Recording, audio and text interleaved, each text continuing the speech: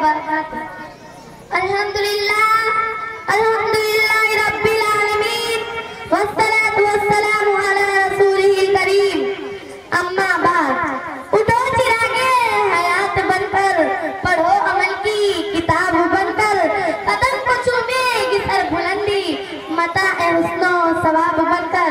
मोहतरम हज़रात, आज हम जिस दौर से गुजर रहे हैं, जिस तरफ नजर डालते हैं, हर तरफ जुल्म ज़्यादती, फित्ना फसाद, कत्लो गारतगिरी, चोरी डकैती, लड़ाई झगड़े और खून खराबा बरपा है।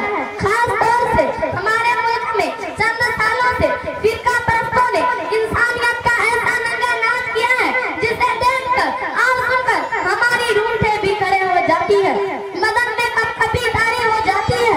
हमारा मुल्क हमेशा से अमन और शांति का गहवारा रहा है।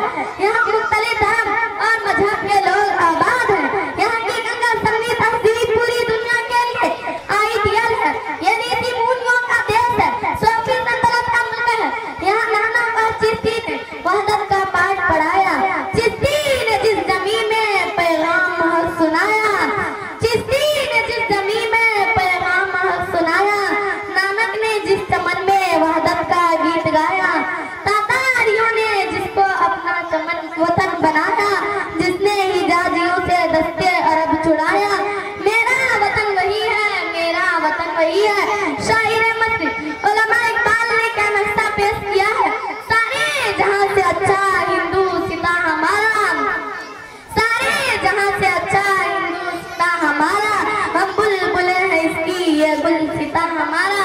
गोदी में खेलती हैं उसकी जिसकी हजार नदियों, गुलशन है जिसके दम से रस के जीना हमारा।